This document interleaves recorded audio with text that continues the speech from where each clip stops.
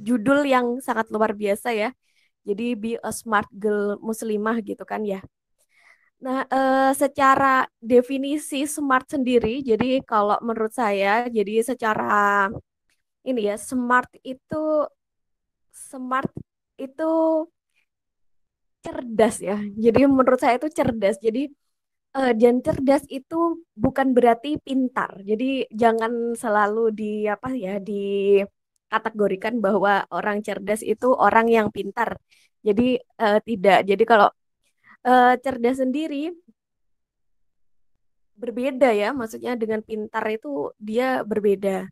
Nah, cerdas itu dia itu nanti ada beberapa potensi. Jadi potensi intelektual, potensi emosional kita, terus potensi spiritual ya dari diri seseorang itu. Jadi cerdas itu mengacu ke tiga apa sih namanya? Tiga itu. Jadi nggak hanya apa sih namanya intelektual aja, jadi harus ada emosionalnya. Kita menjadi seorang muslimah seperti itu, spiritualnya bagaimana. Nah, em, secara secara luas akademik dan non akademik. Jadi kalau kalau dari akademik sendiri, yaitu mungkin kita melihatnya cerdas secara intelektual ya. Jadi kayak apa sih namanya masalah mungkin akademik kita sekolah itu sampai di mana yang kadang apa sih namanya tidak bisa. Jadi kadang saya juga merasa bahwa ilmu yang kita dapatkan gitu itu jadi belum tentu, kadang itu belum tentu bisa apa kita itu di situ kita merasa kita itu pintar. Kok pintar, pintar juga kadang ini ya definisinya eh apa ya berbeda ke nilai ya akhirnya. Nah, kalau di sini kita cerdas itu jadi dari segi tiga ini ya tiga sisi tadi. Jadi cerdas secara intelektual, emosional dan spiritual. Nah, ini semua orang punya potensi, apalagi muslimah ya. Kita suatu saat akan menjadi seorang ibu, jadi harus mempunyai itu. Jadi ketiga kecerdasan masuk itu kita tuh harus smart dalam membagi waktu, dalam apa ya dalam membagi waktu untuk keluarga. Kalau misalnya seperti saya ini sambil ngajar membagi waktu untuk kita sharing ilmu dengan yang lain dan membagi waktu untuk agama kita, untuk apa ya untuk belajar agama karena kan em, kewajiban kita itu mempelajari agama kita kan sampai akhir hayat, bahkan itu yang menyebabkan kita nantinya akan di akhirat itu kita termasuk golongan yang apa seperti itu. Makanya saya di sini akan menyampaikan jadi kita itu siapapun ya, maksudnya muslimah jangan kita cenderung kepada urusan dunia saja gitu.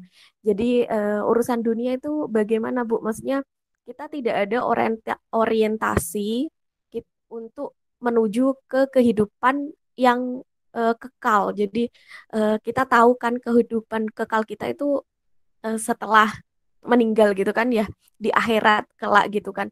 Jadi jangan kita nanti disibukkan oleh sesuatu yang hanya sesuatu yang kecil yaitu dunia. Dunia kan hanya sesuatu yang kecil ya. Bahkan ada yang bilang bahwa dunia itu seperti setetes air gitu kan ya. Dari bahwa dari semuanya dari akhirat itu lautan seperti itu.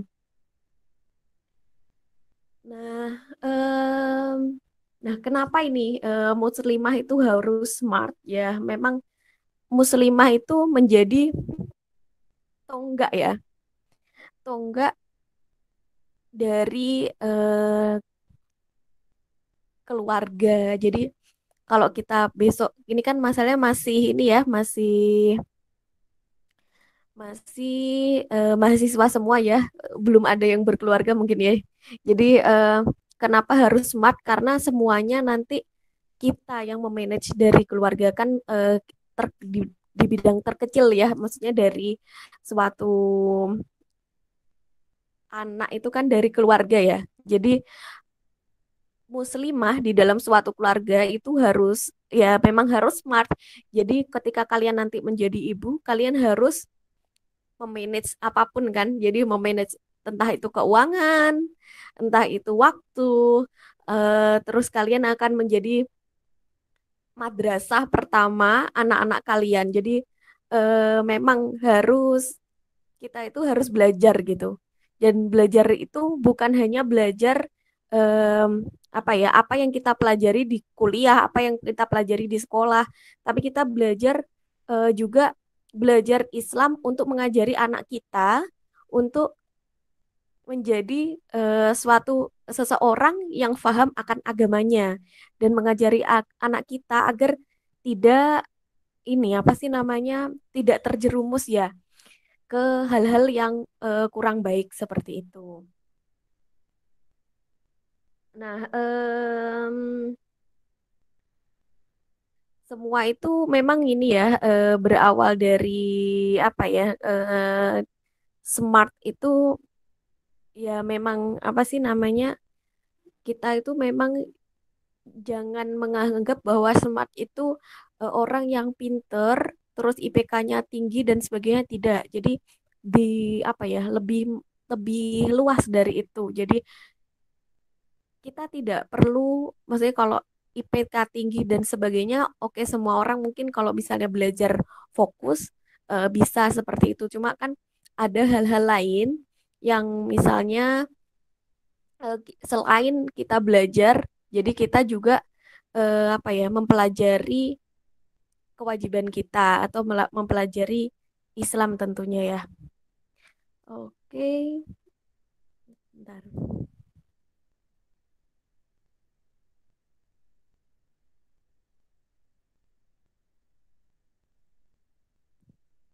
Nah, kecerdasan sendiri kalau misalnya dalam kehidupan sehari-hari itu tampak dari ini seseorang ketika memahami dirinya. Aku tuh seperti apa sih? Jadi aku tuh seperti apa? Jadi apa ya? Kalau misalnya aku itu orangnya seperti apa? Kelemahanku itu apa? Jadi kayak memahami diri.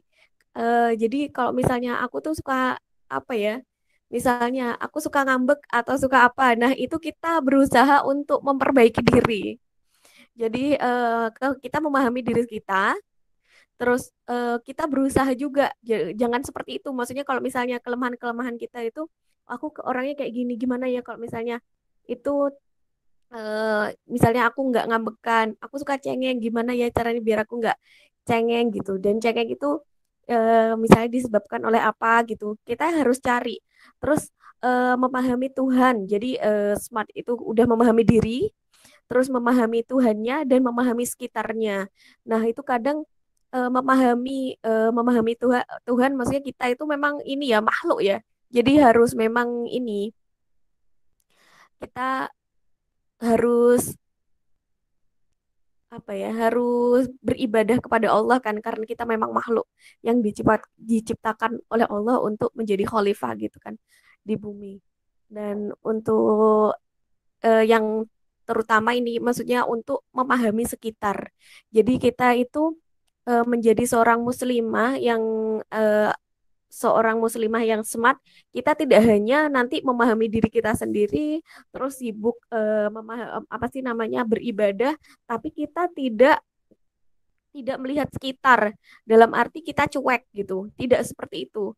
Jadi kita juga harus memahami sekitar. Misalnya kalau misalnya sebagai seorang muslimah, misalnya ada sampah dan sebagainya yang di apa sih namanya misalnya dalam suatu ruangan atau dua ruang kelas gitu, ya ini ada teman yang membuang sampah sembarangan, menegur dan sebagainya. Jadi memahami sekitar. Terus ada misalnya teman-teman yang apa tidak bisa, oh nggak ada dana untuk maam atau gimana kita sebagai seorang teman kok ini apa peka seperti itu kepekaan ya kepekaan ke terhadap orang lain dan sebagainya. Nah, untuk ini ya, alhamdulillah kalau misalnya kalian itu sekarang kan ini ya namanya zaman now ya, kan banyak banget sebenarnya ini apa sih namanya yang bisa dikaji dari online ya, kajian-kajian online banyak banget yang bisa seperti sekarang ini, banyak banget yang bisa dilakukan gitu kan ya. Nah, untuk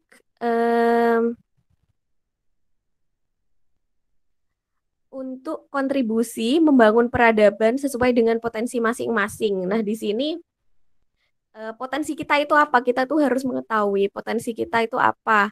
Jadi ada yang suka menulis ya, ada yang suka menulis, ada yang suka ngevlog, buat-buat vlog. Terus mungkin ada juga yang sekarang apa IG ya, posting-posting IG. Nah, itu kita apa ya? Kita gunakan sebaik-baiknya untuk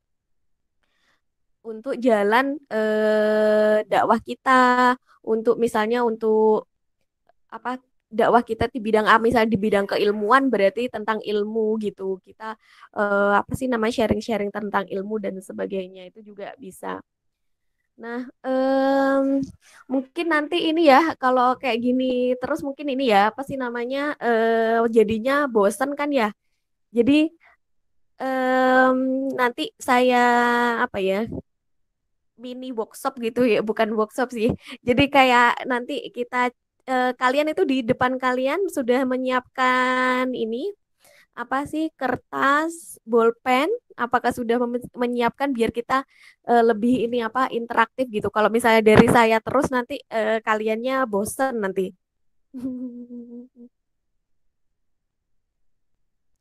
Sudah ada alat tulis di ini apa sih namanya di depan kalian? Oh, sudah ya. Sudah. Sudah. Oke. Jadi kita untuk menjadi apa sih namanya muslimah ya, muslimah yang smart. Jadi untuk muslimah yang apa ya mempunyai target gitu ya. Jadi kita itu harus punya target ke depannya. Jadi targetnya misalnya dalam 1 tahun, dalam 1 bulan ini harus apa, dalam 1 tahun itu targetnya apa, dalam 5 tahun ke depan apa, dalam 10 tahun ke depan kita targetnya apa, itu harus jelas. Jadi harus harus inilah paling tidak kita itu punya acuan. Nah, saya akan sedikit bercerita. Jadi dulunya, jadi kalau misalnya di smart itu dibilang apa sih namanya pinter hanya intelektual tuh kan tidak seperti itu ya. Nah, saya akan menceritakan apa yang sudah saya alami ya. Jadi eh, saya alhamdulillah sampai sekarang jadi perjalanan hidup saya jadi dari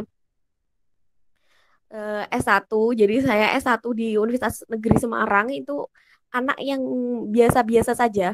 Jadi dengan IPK yang tidak terlalu tinggi. Jadi IPK-nya IPK pas-pasan, IPK pas-pasan, IPK yang apa ya, tapi bisa lolos beasiswa gitu aja.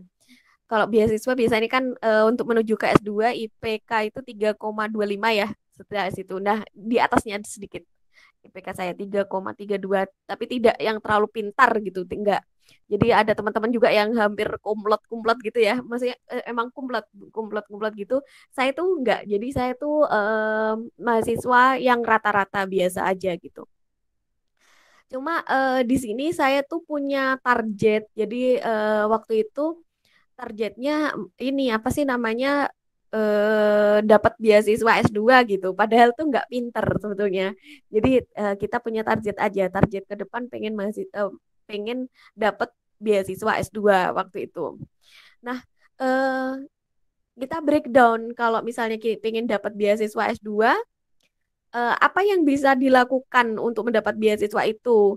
Jadi misalnya ketika kita buka-buka ini ya pendaftaran beasiswa biasanya kan ada ini em, syarat ya, persyaratan dan sebagainya. Nah, apa persyaratannya? Misalnya TOEFL dan sebagainya. Berarti kita harus mempersiapkan itu. Gitu, mempersiapkan TOEFL misalnya. Jadi kita itu punya target. Berarti bulan ini paling nggak kalian itu udah bisa apa gitu.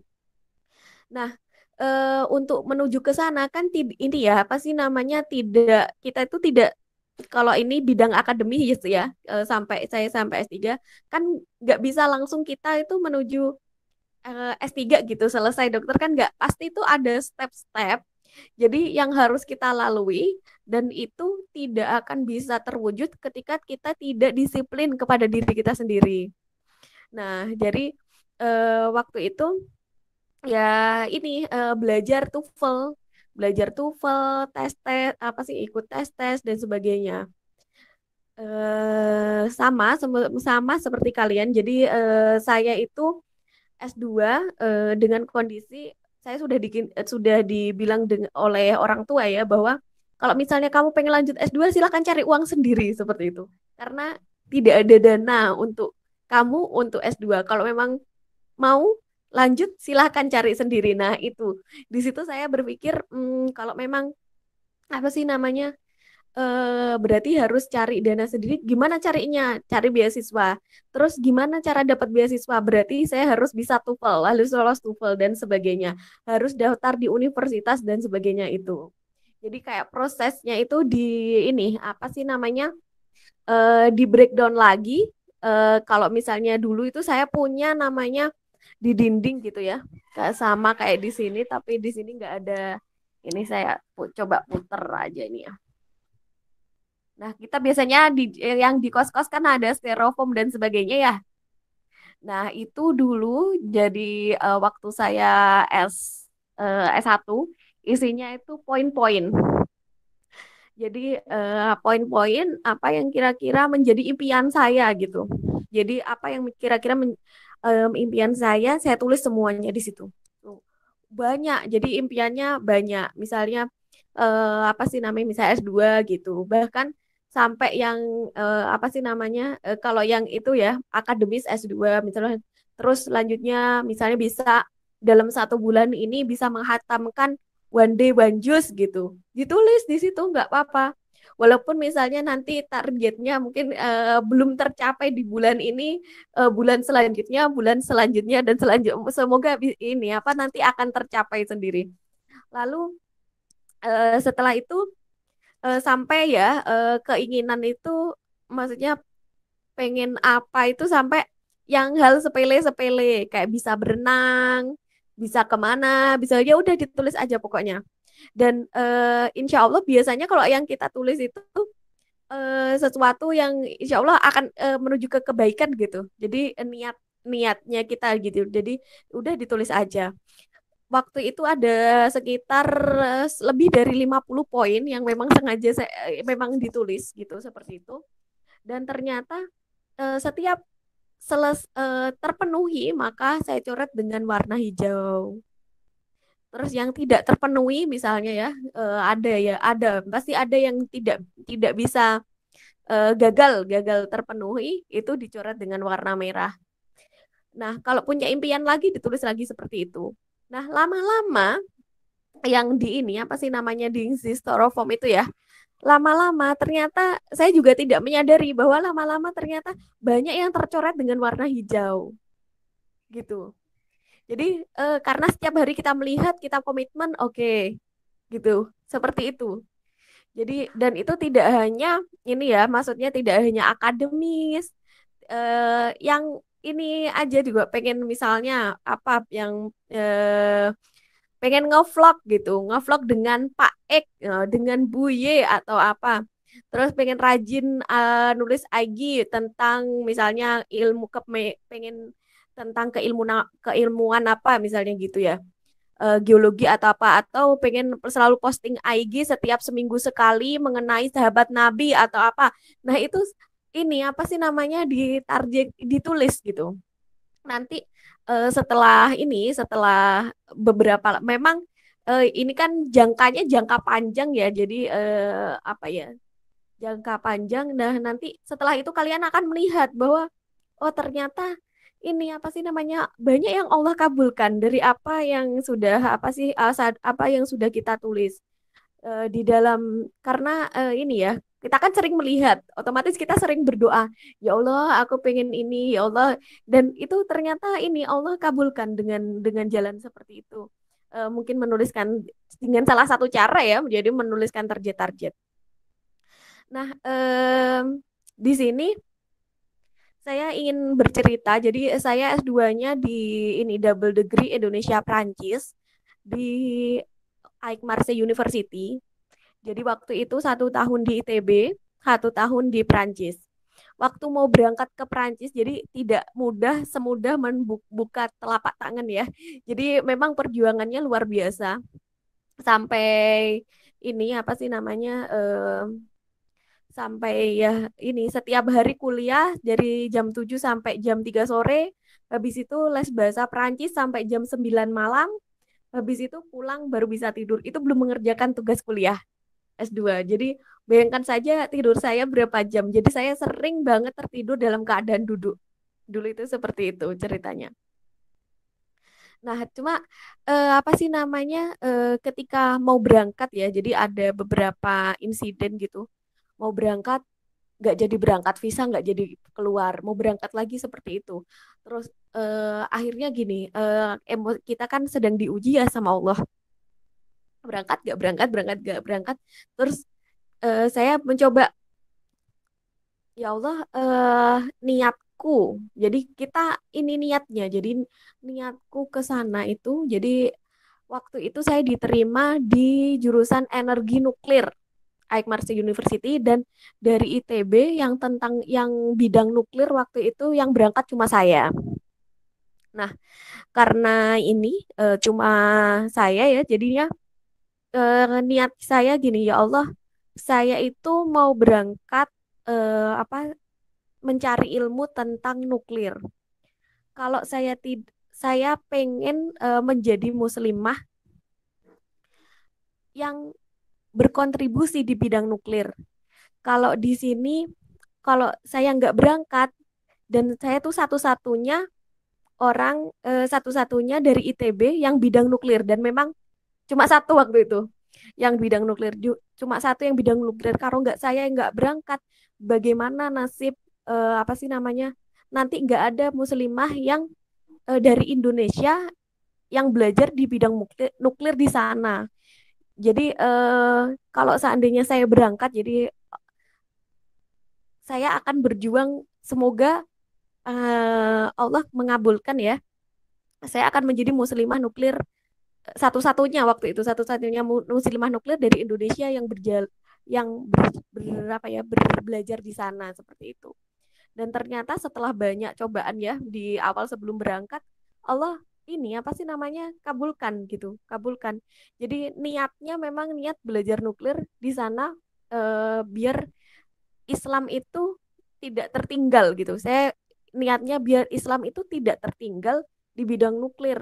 Kalau apa sih namanya, kalau kan kita ini ya ke akhirnya poinnya itu kita bukan ke apa sih masalah, masalah niatnya itu bukan ke dunia lagi, jadi ke apa sih namanya, ke agamanya Allah gitu. Kalau orang Muslim gak belajar, siapa lagi ini yang belajar seperti itu. Jadi juga kalian juga gitu, karena kan kalau di Prancis kan orang banyak non Muslim kan ya, bahkan orang Muslim itu di lab saya itu cuma bisa dihitung jari, jadi gitu. Jadi ada yang seleb itu cuma seorang orang muslimnya. Jadi memang kalau nggak kita yang belajar, nanti siapa lagi gitu. Jadi harus ini apa sih namanya? Bahkan ilmu itu kan luar biasa ya. Jadi Allah kan yang ngasih ilmu. Cuma sekarang kan banyak dikuasai ilmu itu, banyak dikuasai ilmu ini ya, banyak dikuasai oleh apa sih namanya, orang-orang luar yang ateis. Jadi mereka itu banyak yang ateis, mereka nggak punya agama. Jadi banyak teman-teman saya di sana itu mereka nggak punya agama seperti itu. Nah akhirnya ketika saya di sana, betul lah Allah itu apa sih namanya, dengan niatnya. Jadi ini saya dengan niatnya. Jadi memang niatnya di sana belajar ini ya, belajar nuklir untuk Islam, dan memang Allah bukakan hati saya untuk Islam itu di sana. Jadi gitu. Hijrahnya itu di sana, bukan di sini malahan hijrah apa sih namanya kembali ke Allahnya yang pure benar-benar kembali ke Allahnya itu waktu di Prancis malahan seperti itu. Nah, ini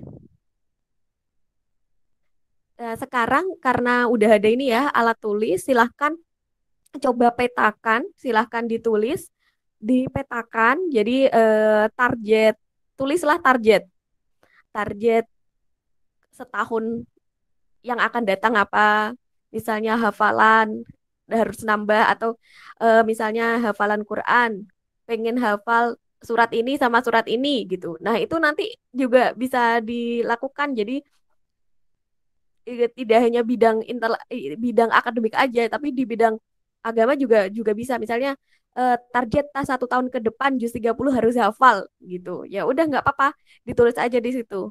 Jadi kan kita harus breakdown kan habis itu berarti sebulannya kita harus hafal berapa surat gitu, berapa halaman yang bisa ini. Ya pelan-pelan seperti itu.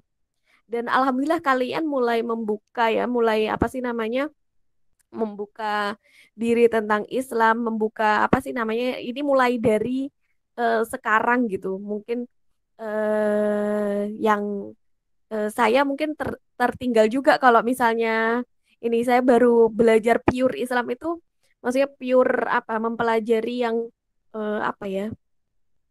Yang kembali ke Allah yang benar-benar itu baru S2 kan, baru waktu di Perancis ketika Allah Allah apa ini saya apa sih namanya menegur saya sampai nangis-nangis karena mencari masjid karena di sana nggak ada masjid. Bersyukurlah kalian di sini banyak masjid. Em, Baiklah, silahkan ditulis target 1 tahun ke depan, 5 tahun ke depan, dan 10 tahun ke depan. Nah, silahkan ditulis. Habis ini mungkin saya ini ke apa sih namanya mahasiswaku sekalian, siapa yang mau ini apa sih namanya membacakan apa targetnya seperti itu.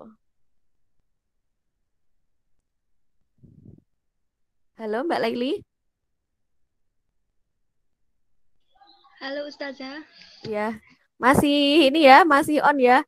Biar masih. ini Mbak Laili nanti kalau misalnya saya ini untuk mahasiswa untuk apa yang mau membacakan target nggak apa-apa Mbak ya di unmute ya nanti ya biar langsung aja ini apa sih namanya nggak lewat apa chat biar langsung aja mungkin biar lebih enak seperti itu nggak apa-apa Ya ya. Ustazah, tidak apa-apa.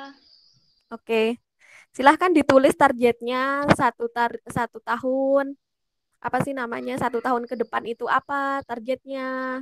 Terus 5 tahun ke depan itu apa, 10 tahun ke depan. Kan kita harus sudah memikirkan itu ya sebenarnya mungkin tidak kepikiran kalau sekarang kan maksudnya ini cuma memang harus ini biar kita apa ya menujunya itu betul seperti itu. Maksudnya oh targetnya seperti ini berarti saya apa yang harus kami lakukan seperti itu. Alhamdulillah ya ada sekitar 32 yang ini masih apa mengikuti. Ini dari semuanya dari mana? Dari Universitas Jember, Fakultas MIPA atau ada dari yang lain?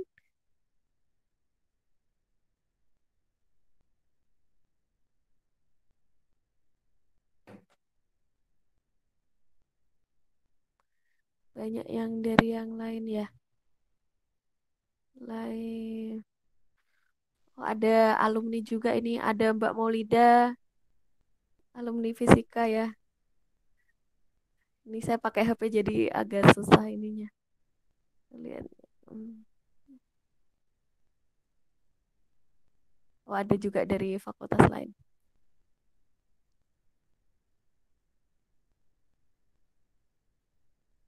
Oke, ada yang mau ini dari apa 30 peserta ada yang pengen apa sih namanya share target ke depannya itu apa?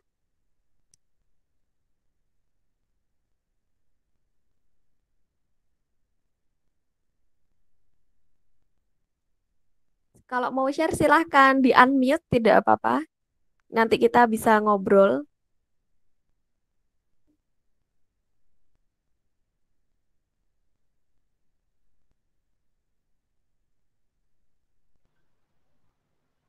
Assalamualaikum Ustazah. Waalaikumsalam warahmatullah.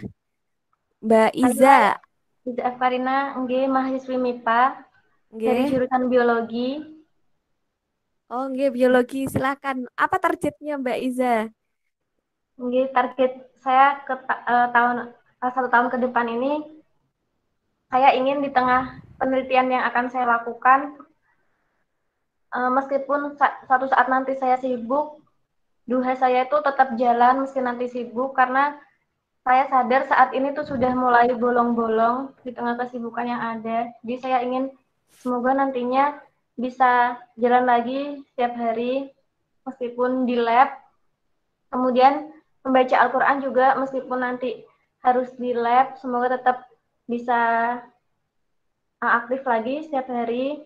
Kemudian bisa aktif dakwah lagi di tengah kesibukan skripsi, soalnya saya merasa mulai kendor untuk berdakwah ataupun mengurusi hal-hal yang berkaitan dengan dakwah, karena memang saat ini kesibukannya itu benar-benar sibuk dan kadang saya merasa pusing, merasa stres dengan semua tekanan-tekanan. Saya juga targetnya nanti lulus tepat waktu dan cum laude, jadi semoga bulan Juli itu sudah berhasil sidang. Kemudian semoga target saya saat ini sedang belajar TOEFL, jadi saya punya target skor TOEFL IBT minimal 8 karena saya punya beberapa tujuan. Jadi sama seperti saja saya juga sedang berjuang untuk mencari beasiswa juga. Oh, oke. Kemudian mungkin itu Apalagi dulu ada saja lagi. Ustazah. Oh, oke. Oke, terima kasih Mbak Iza. Oh, luar biasa ini Ustazah. targetnya. Jadi luar biasa ya targetnya Mbak Iza. Memang apa sih namanya kalau kita itu tidak masalah ini ya, masalah eh zuha mungkin ya, masalah apa sih namanya baca Quran gitu. Memang kalau kita tidak menyempatkan itu kadang memang kayak tertutup ini apa sih namanya kita akhirnya lupa dia lupa terus lupa aja gitu kan ya. Jadi itu kan ini setan yang apa sih namanya memang menginginkan kita agar kita lupa. Jadi dulunya saya itu biasanya kalau kita ini mungkin tips ya. Jadi dulunya saya itu menyempatkan diri. Jadi sebelum kita beraktivitas, sebelum kita melakukan apa ya aktivitas pagi hari itu biasanya menyempatkan diri untuk baca Qurannya beresin dulu seperti itu. Beresin dulu baca Qurannya misalnya kita targetnya apa one day one juice gitu, beresin dulu one day one juice-nya. Nah, nanti atau kalau misalnya gak ini ya harus disempet-sempetin biasanya kan gitu ya. Apalagi enaknya itu kalau misalnya kita punya apa ya kelompok gitu, punya kelompok yang kita saling mengingatkan misalnya udah 1 juz belum hari ini dan sebagainya, itu mungkin menjadi penyemangat juga untuk melakukan target-targetnya ya Mbak Iza. Terus memang ini ya jadi kadang kalau kita sudah punya target-target itu ya udah kita lakukan apa yang kita ini ya yang sudah kita impikan misalnya seperti itu ya. Jadi tapi jangan terlalu yang stres gitu, yang bikin stres. Jadi kalem, santai tapi ini bisa gitu. Maksudnya gimana ya? Jadi sedikit demi sedikit gitu. Nggak jangan langsung lihat oh saya harus kayak gini gitu. Terus kita fokusnya ke situ terus, akhirnya kita stres. Jadi kalau bisa jangan gitu. Karena kan kalau stres kan kita ini juga ya apa sih namanya terlalu mungkin terlalu kita terlalu apa ya terlalu banyak yang difikirkan dan sebagainya. Jadi itu nanti target itu kita background back apa kita ini apa kita subkan menjadi target yang kecil-kecil. Jadi kita melakukannya itu oh ini dulu, oh ini dulu, oh ini dulu seperti itu. Oke, jadi ini sih semoga apa yang Mbak Iza tulis ya. Jadi ini Allah mengijabah gitu ya, Allah mengijabah dan semoga dilancarkan dalam mencapai target-target yang mungkin ditargetkan seperti itu. Dan eh, bahwa target-target mungkin nggak ini ya, apa nggak gampang ya Mbak Iza. Jadi nggak gampang, pasti ada apa ya cob cobaan ya. Jadi pasti apa sih misalnya skor TOEFL IBT dan sebagainya dan itu harus berarti kan harus ada prosesnya kan, harus skor 8. Berarti apa yang harus saya lakukan seperti itu. Itu kan ada proses-prosesnya dan itu misalnya kalau misalnya apa sih namanya? Oh, pertama kalau yang saya lakukan yang saya rasakan dulu kalau ke TOEFL kan IBT, kalau bahasa Prancis namanya DELF, DELF. Jadi skor DELF, kalau TOEFL kan IBT ya, skor DELF dulu saya jadi nggak semulus apa yang mungkin anak-anakku sekalian bayangkan. Jadi langsung skor apa ke Prancis langsung bisa ke Prancis gitu nggak. Jadi kita itu melalui tes-tes seperti itu dulu. Jadi tes skor DELF, DELF-nya itu ada DELF 1A, DELF 1B, 2A, 2B seperti itu. Jadi kalau IBT kan mungkin tes nilai keluar gitu. Kalau di Delft 1A dulu kita nilainya berapa? Kalau 1A beres baru kita beranjak ke 1B, Delft 1B dan seterusnya 2A, 2B seperti itu. Dan itu karena ini ya tidak selamanya akan berjalan dengan lancar. Jadi ketika kita ini target kita nggak selalu berjalan dengan lancar. Jadi saya tuh ketika Delft 2A ya, 2A, 2A oke, 2B, Delft 2B itu saya tidak lulus. Beberapa kali tes tidak lulus. Dan ya sudah, mungkin awalnya kita memang ini ya merasa ya Allah merasa hati kita pecah gitu ya. Maksudnya hati kita hancur, hancur kalau sekarang anak-anak zaman now hancur gitu kan. Ya memang kalau misalnya mau nangis nangis aja, nggak apa-apa. Karena biasanya wanita itu kan gitu kan. Jadi dari segi wanita. Nah biasanya itu wanita itu kan ini apa sedih ya pengen nangis nangis aja silahkan keluarkan nggak apa-apa keluarkan nggak apa-apa setelah itu tapi jangan terus kita lemah, terus kita, aduh aku nggak mau lagi, jangan gitu, langsung kita kayak merasa gagal gitu, nggak boleh gitu. Jadi kalau sekalian kita apa sih namanya gagal, itu oke kita merasa oh ya Allah ini teguh apa nangis nggak apa-apa beberapa saat. Kalau biasanya saya agak ya seminggu lah, nggak ada seminggu deh, mungkin 3 harian ya. Ya Allah sedih gitu. Tapi habis itu, ayo segeralah move on. Jadi segeralah move on. Pasti Allah itu punya rencana buat kita. Jadi waktu itu ya sedih karena teman-teman lulus, kita nggak lulus. Berarti kan kita nggak jadi berangkat tuh. Teman-teman pada berangkat ke Perancis, kita nggak jadi. Padahal kita udah berjuang satu kelas itu udah 6 bulan. Kita berjuang apa sih namanya belajar bahasa Perancis dan kita nggak lulus gitu. Ada beberapa orang yang nggak lulus, 7 orang yang nggak lulus, yang lainnya lulus gitu. Padahal syarat untuk ke sana ke Perancis itu yang 2B gitu seperti itu. Delft, dia 2B 2. Terus kita harus gimana? Ya Allah kok gini ya? Apakah ini tanda aku nggak diperkenankan untuk ke Perancis? Waktu itu sempat terlintas seperti itu di hati. Cuma ya udah sedih sih sedih 3 hari sedih ya gimana? Cuman ya udahlah nggak usah gitu. Maksudnya kalau kita itu kita kan nggak bisa mengerjakan yang lain. Kalau kita ngurusin sedih terus, kita nggak move on, kita nggak bisa ngerjain yang lain gitu. Jadi harus segeralah move on. Move on, kita apa sih namanya? Itu pasti Allah punya rencana sendiri yang terbaik buat kita seperti itu. Terus ya udah teman-teman, ayo nggak boleh sedih loh. Yang ini ada 7 orang yang belum belum belum lolos ya waktu itu. Ayo kita belajar. Akhirnya dari teman-teman yang sudah lolos itu ini apa sih namanya? Ayo kita berjuang belajar ngajarin teman-teman yang belum lolos. Sebetulnya belum lolosnya itu gara-gara apa? Kalau misalnya TOEFL nggak tahu kalau IBT saya belum pernah ikut yang IBT. Itu kan kalau yang yang Prancis itu Delft itu B2 itu ada speakingnya, jadi sama natif ya, ada speakingnya, ada writingnya, lengkap. Jadi memang apa ya, memang didesain seperti itu. Jadi memang karena kita di sana kuliah dalam bahasa Perancis, jadi harus bisa melewati DELF B2 dulu gitu, seperti itu.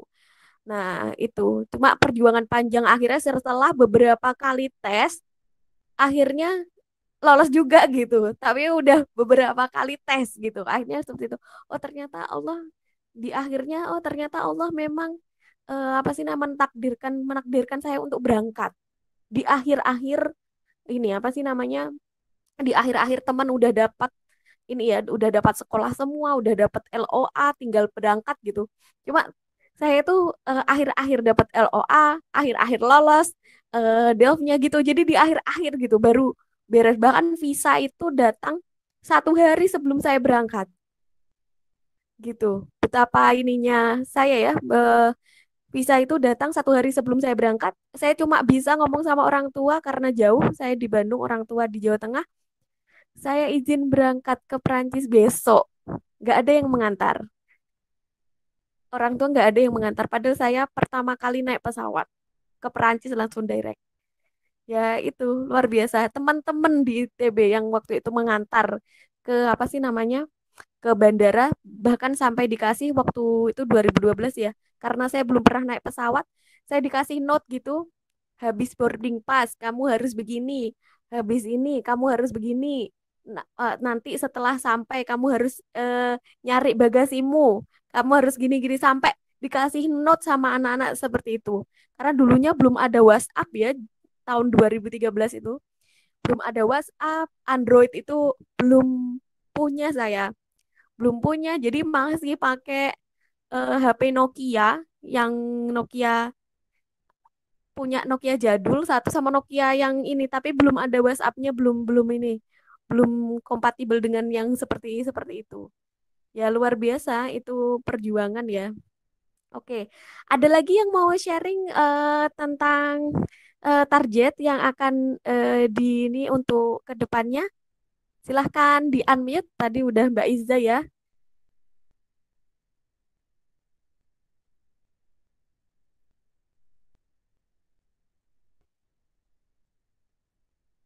Halo, ayo ada lagi. Nanti kita ini apa sih namanya? Siapa lagi nih yang mau nih? Tadi udah ada dari biologi, yang dari fakultas lain mungkin, yang dari fakultas lain atau yang dari biologi juga nggak apa-apa, dari fisika, dari matematika, dari kimia, atau mungkin kalau misalnya ada dari luar ini ya, luar UNED juga boleh, mangga aja. Ada yang mau sharing? Malu-malu ini.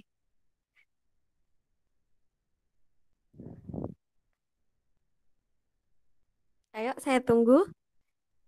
Nggak ada?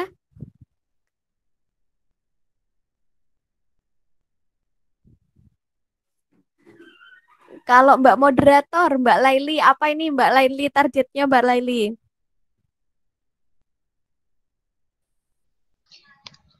Untuk target bisa ngambil SKS 24 masih Ustazah. Karena kan masih semester 3.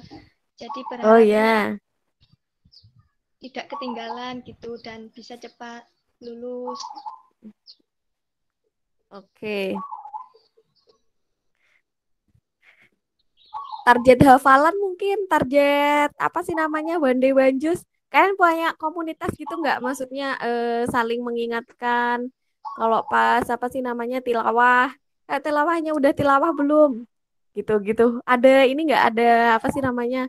Misalnya buatlah memang ini apa sih namanya, agak penting ketika kita apa ya, mempunyai suatu lingkungan atau teman-teman yang saling mendukung seperti itu. Memang ini sih menurut saya sangat berimbas ya dengan apa yang kita ini kan apa apa yang kita targetkan itu, saling mendukung.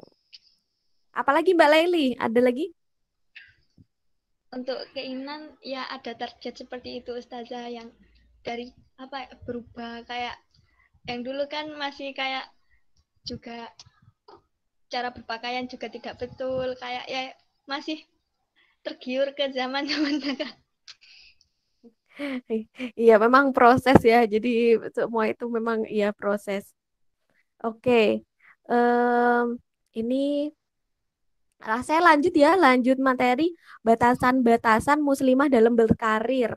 Nah, menurut saya kalau batasan-batasan muslimah dalam berkarir menurut saya ini sebetulnya dari segi ini ya untuk berkarir itu tidak ada batasnya sebetulnya. Jadi kalau misalnya nanti ter nah nanti kalau sudah menjadi seorang ibu atau menjadi seorang istri mungkin lebih ini ya itu kan nanti tergantung komunikasi dengan suami, dengan keluarga seperti itu. Jadi kalau kalau memang batasan apa sih namanya eh, suami misalnya ya, suami menginginkan bahwa tidak usah misalnya tidak usah ini apa sih namanya tidak usah bekerja ya nggak apa-apa apa sih namanya kita fokuskan untuk di rumah menjadi madrasah pertama bagi anak-anak kita misalnya seperti itu. Terus misalnya kan kok itu kan komunikasi ya, maksudnya masalah komunikasi. Kalau menurut saya sih selain itu mungkin nggak ada batasan.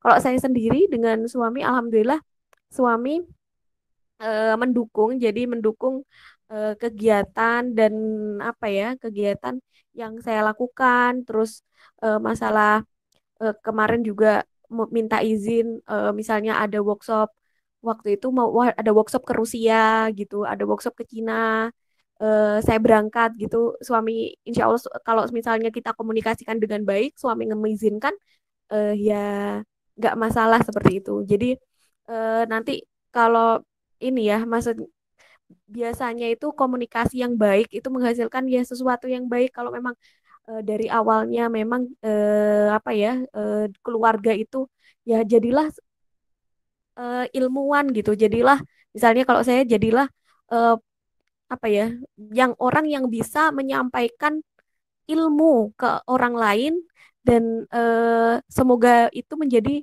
amal jariahmu nanti seperti itu kalau bapak selalu seperti itu maka saya ya udah mencari ilmu sebanyak-banyaknya gitu bahkan setelah S3 pun merasa saya itu ilmunya itu masih cetak sekali. Jadi saya sendiri sekarang itu merasa saya itu belum apa-apa gitu. Ilmu saya itu masih cetak banyak sekali ilmu di luar sana yang belum saya pelajari. Itu cuma bidang saya aja, apalagi bidang yang lain seperti itu. Nah, untuk itu kan biasanya kita melakukan ada seminar, workshop dan sebagainya ke luar negeri ya dan notabene saya sudah punya suami dan suami saya tidak bisa ikut gitu kan tidak bisa ikut untuk suami saya bekerja dan tidak bisa ikut untuk ke luar negeri juga seperti itu waktu itu dengan izin suami ya jadi saya ke Cina sendirian hampir 1 minggu di Cina dengan dengan tidak bisa berbahasa Cina bayangkan waktu itu belum ada ini belum ada apa sih namanya COVID tahun 2016 saya ke Cina. Nah, itu ya bagaimana lagi itu yang apa sih namanya? Kita niatkan itu untuk mencari ilmu, yang ilmu itu akan kita bagi ketika kita pulang, yang akan kita bagi ke masyarakat luas, yang akan kita bagi ke anak-anak, yang ke mahasiswa ya, yang akan kita bagi ke teman-teman sekalian agar apa sih namanya? Kita itu apa sih namanya? Kita termasuk umat muslim ya, itu tuh tidak ketinggalan gitu. Jadi waktu itu ada internasional ini ya, apa sih namanya? Internasional seminar dari semua peneliti nuklir di dunia yang tempatnya itu di Anhui, Cina. Namanya kotanya Anhui di Cina. Harus 2 kali penerbangan ke Guangzhou Anhui, yaitu sendirian dan di sana itu ternyata nggak ada namanya bahasa Inggrisnya itu nggak ada, jadi pakainya apa sih namanya bahasa Cina semua gitu. Jadi ya harus gimana harus bisa gitu kan. Ya itu terlalui seperti itu. Padahal nggak bisa bahasa Cina juga, cuma bahasa nanti kan bisa bahasa tubuh ya mau kemana gitu.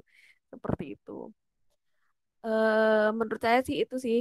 Nah, kalau apa sih namanya dan kita itu ya yang sudah saya ini ya berikan tadi bahwa jangan ini ke sesuatu maksudnya yang ke kalau kita meniatkan diri misalnya ya ke dunia misalnya kita mengajar misalnya saya mengajarkan ini ya maksudnya posisinya pekerjaan saya gitu. Nah, diniatkan karena Allah mencari ridho Allah. Jadi mencari ridho Allah dengan apa? Dengan menebarkan ilmu. Kalian ini luar biasa. Jadi kalian itu kayak jihad kan. Jadi orang yang sedang mencari ilmu apa ya? Orang ya siswa ya pokoknya semua siapa aja sedang mencari ilmu itu kan dihitungnya jihad fisabilillah luar biasa. Jadi ketika kalian mencari ilmu, niatkanlah itu gitu, niatkanlah itu. Nah, maka nanti setiap langkah menuju ke sana akan dihitung pahala oleh Allah. Jadi gitu. Semoga Allah ridho dengan apa yang kalian lakukan seperti itu. Oke. Mungkin saya mau ini apa sih namanya sharing terakhir ini sebelum saya nanti berikan ke Mbak Laili. Saya ingin bercerita mengenai hijrah saya waktu di Prancis apa sih namanya ketika Allah menegur saya dengan teguran yang luar biasa gitu. Jadi ketika di Prancis tidak ada yang bisa sendirian ya kita kontak dengan orang tua via Skype dan itu pun jarang seminggu inilah. Nah, ketika itu Allah itu menguji saya dengan ujian yang luar biasa gitu ya. Dengan nilai yang ada nilai kuliah saya itu anjlok bener-bener yang apa sih namanya yang parah anjlok parah terus apa sih namanya paspor saya hilang di saat yang sama jadi bertubi-tubi Allah tegur saya sampai saya bingung paspor saya hilang kalau di sini kan mungkin masih nyantai ya karena banyak teman di sana kan kita sendirian paspor hilang gimana padahal kan semuanya kan butuh paspor di sana kalau enggak kan dikira ilegal.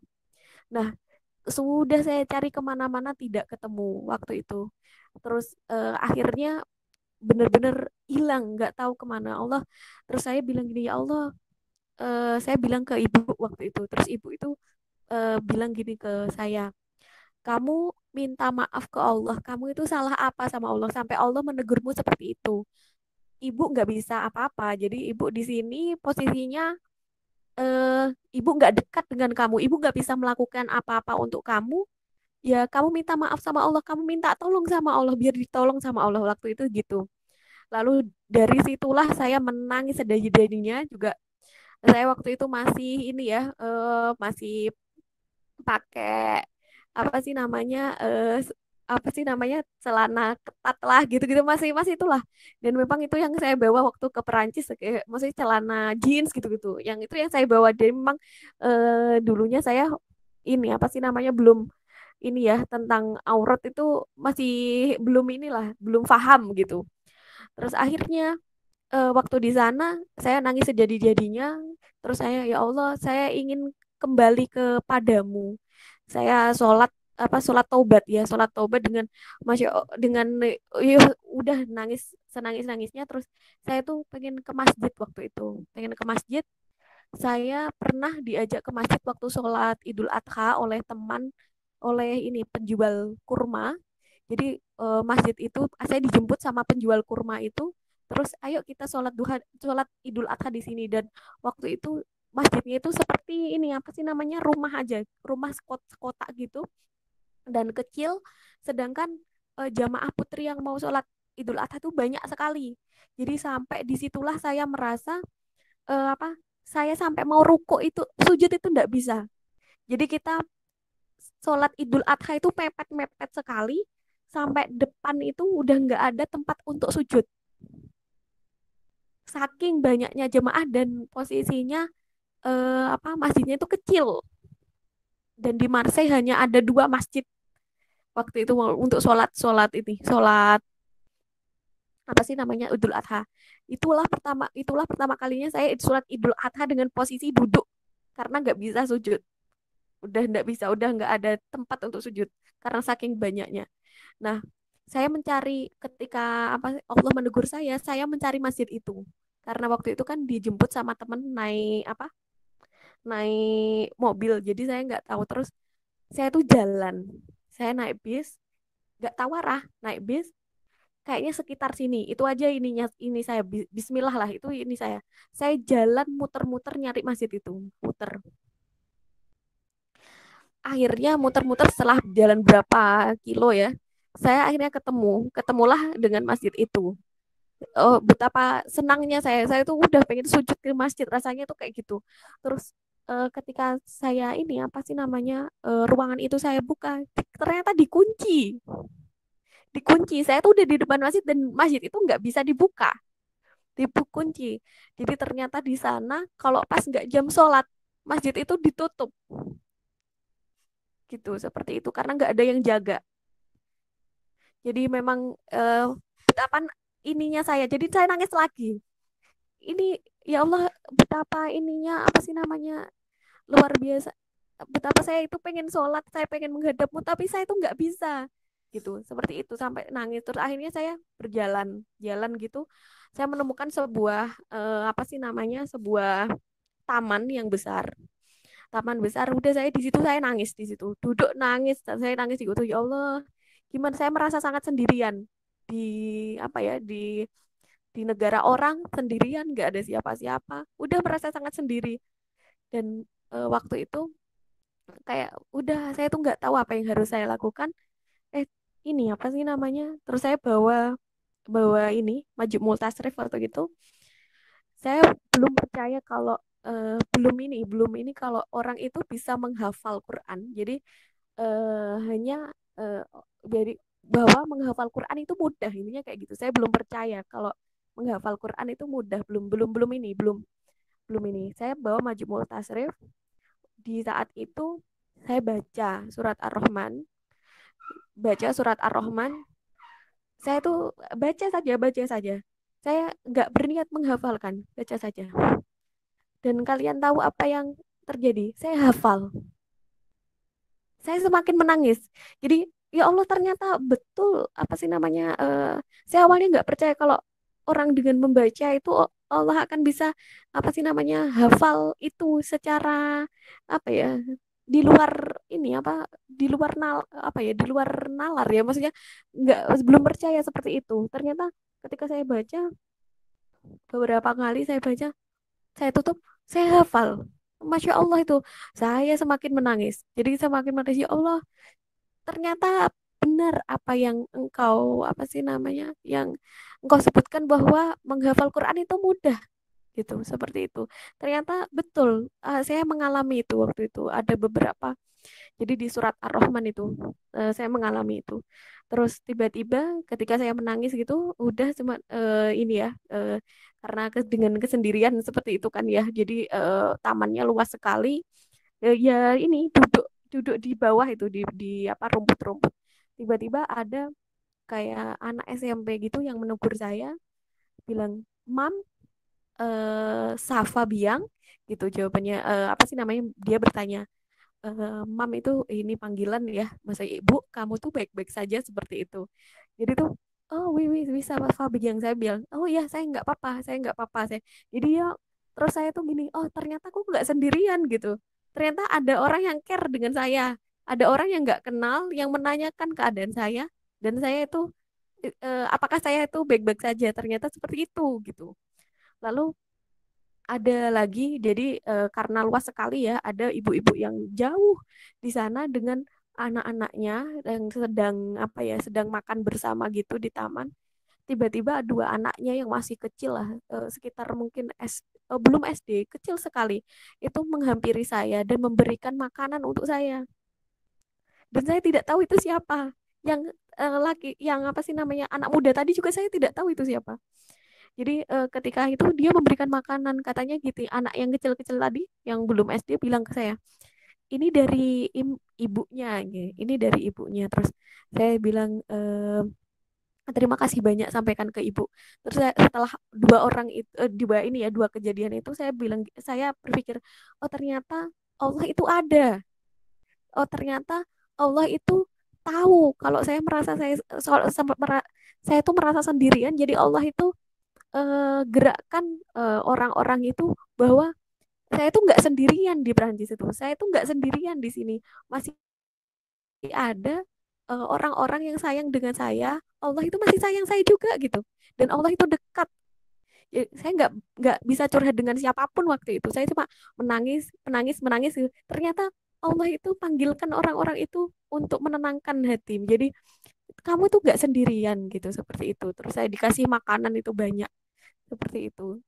Dan saya akhirnya tidak jadi ke masjid. Jadi di situ terus beberapa saat memang masjidnya tutup ya, nggak bisa masuk. Terus saya pulang balik lagi ke asrama, jalan kaki ke asrama. Ke asrama itu ini apa ya, titik balik ya. Makanya kalian maksudnya sekarang kan di Indonesia ya, apa sih namanya, banyak masjid yang bisa di ini ya, sering-sering lah kayak apa. Kalau sekarang kan mungkin ini ya, eh, sedang corona ya, jadi agak dibatasi juga kita ke ini apa sih namanya, kalau mau ke masjid juga harus ini juga ya, maksudnya patuhi protokol dan sebagainya gitu. Oke.